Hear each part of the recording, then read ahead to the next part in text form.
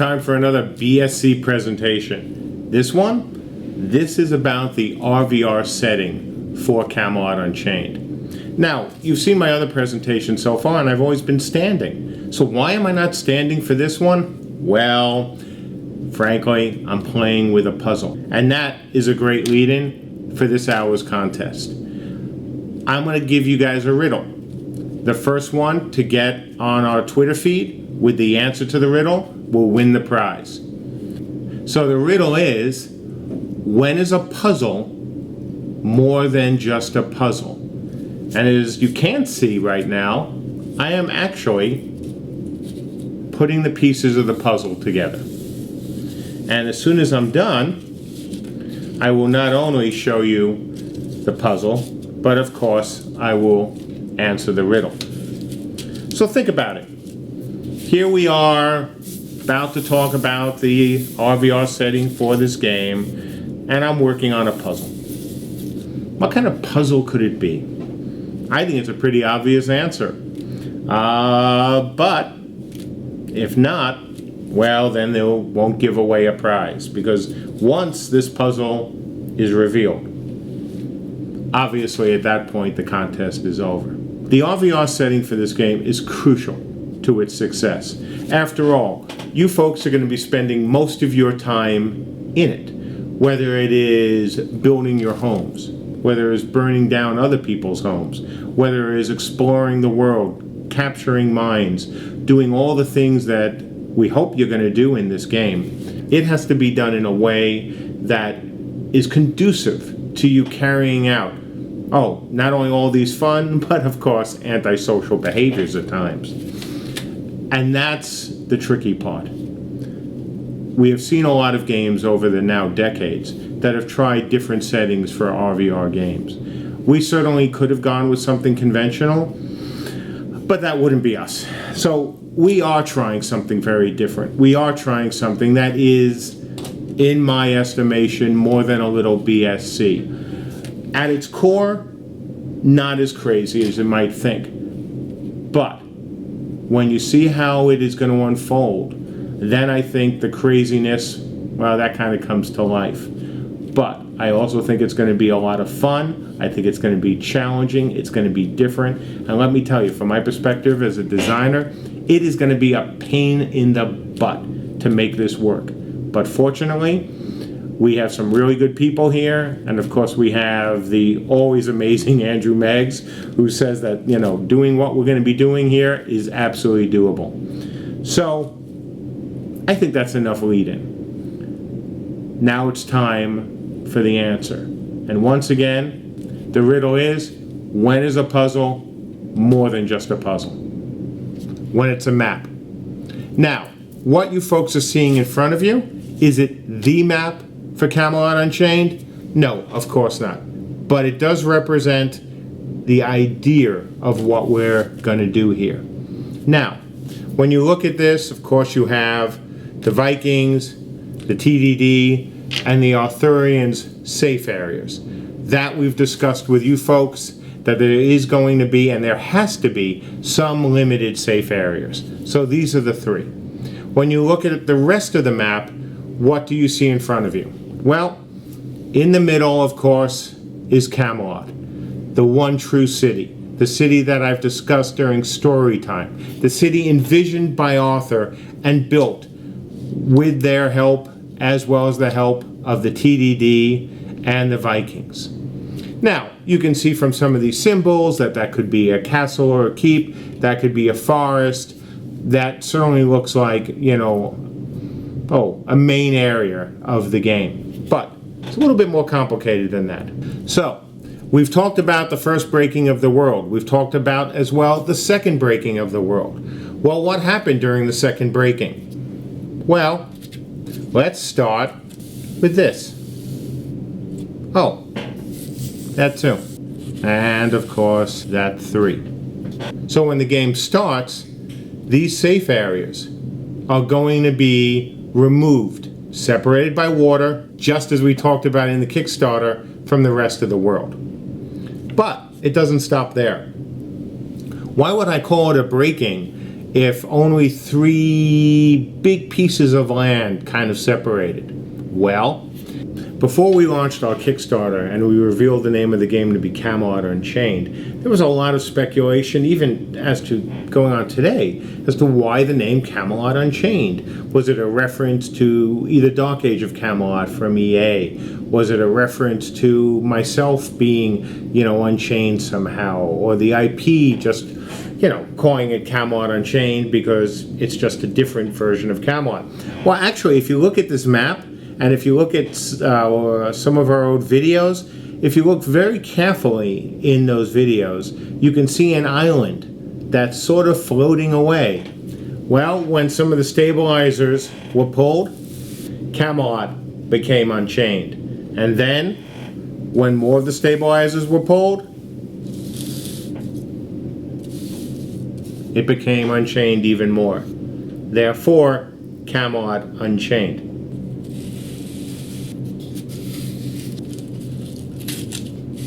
All of the world, all the pieces of the world, they separated as well. For now, we'll only show you these. So this could represent a bit more accurate portrayal of what the map looks like. As you can see, you have your safe areas, you have other big land masses, you have small land masses, and they're all separated, of course, by water. Now, this isn't the most original idea out there, certainly. We've seen other games that have similar setups to this. However, here's where it gets really crazy. So, what can be broken can be fixed. What if part of the role the players play in our game, when you capture territory, when you lay down new stabilizers, you can begin to reform the map. And slowly, over the days and weeks, some of the map can come together again. So maybe you guys have been able to put some of the map together again. Or maybe the TDD, or the Vikings, since I'm sitting up on Viking land, maybe the Vikings are a little bit better at what they do. So maybe at the beginning of the game, when this is all scattered, when nothing, is really next to each other, maybe the first thing the Vikings were able to do is they're able to lay down stabilizers and start to bring things together. And maybe over time, because the Arthurians and the TDD are not able to stop the Viking menace, the Vikings can even do this and start to bring the world, their part of the world, back together again. Well, that would certainly give them a bit of an advantage in the game, wouldn't it? It certainly would. And that is part of your role as players of this game. You've got to not only build houses, build villages, take territories, do all the things I promised you could do during the Kickstarter, but you are also there to pillage, to burn, to prevent other people, the other realms, from doing what you guys are trying to do, of putting things back together. So you could see the territory of this map, changing over time. That maybe for a short period of time, the Arthurians might have an advantage there, or the TDDs could have an advantage, or the Vikings can have an advantage. But it can all change. And it can change daily, it could change weekly, or it could change monthly. And the point is, it's up to you. It's up to your ability as players, your ability as a realm, to work together, to try to put the pieces of this world back together again, to protect what you take, to make sure that your forests are safe from the other realms, that your castles are protected, that your mountains and your mines are closer to your own territory. These are the decisions your realm is going to have to make. Where are you going to put the stabilizers? How much power is going to go into the stabilizers? And slowly, over time, you will see the effects of that work as these islands literally come together and reform during gameplay. So when you look at this map, And even though now it obviously is in pieces, you can see icons for various things, whether it is the forest, old ruins, keeps, castles. It's all there. It's all up to you as the player to both find these things and build these things. And over the course of a game month or a game year, these things will change. Some will frankly get destroyed. Others will be used up and then replenished by the magic of the Veil Storms.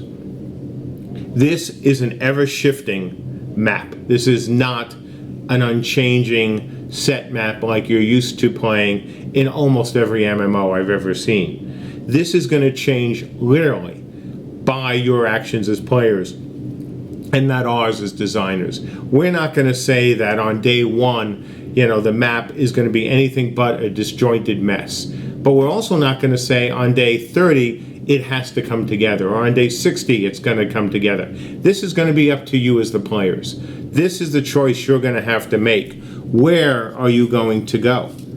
Where are you going to focus your energies?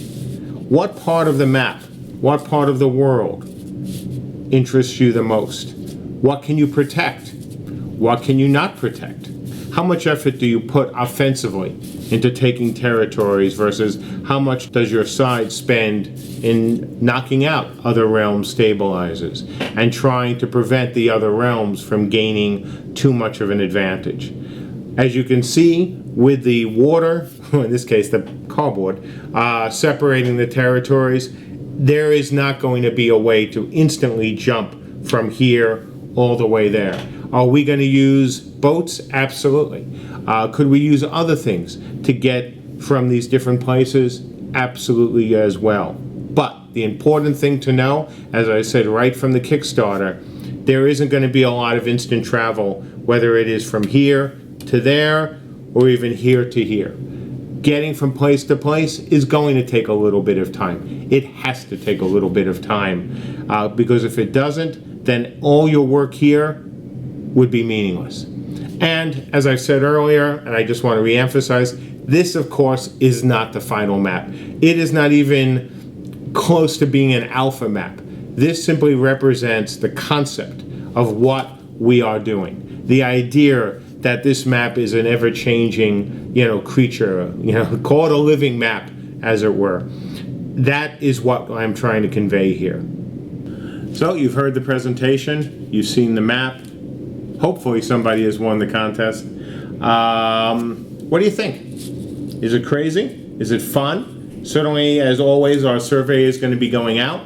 That's going to ask you whether you think it's BSC, how BSC, and whether it is something you will enjoy trying. I think it is crazy. I think the idea of territories that are shifting, ever shifting during the course of the game, the idea that this map is made up of puzzle pieces that will rearrange themselves based on your activities, that you guys are going to have to work together as a realm in, I think, frankly, with more cooperation than any other MMO I've seen if you are going to succeed. And that's going to be a challenging thing, both for us and for you folks. But if we can pull this off, it's going to be very, very cool. And as you can imagine, when you looked at the map, when you saw the things that we hope will be possible, and the setting, it will always be very easy to add new islands, new challenges, other things that we hope you guys will not only enjoy, but enjoy over the course of many, many years. Again, as always, thank you for listening to this presentation. We hope you enjoyed it. We hope again there was a winner to the contest, and I'll see you in the next presentation.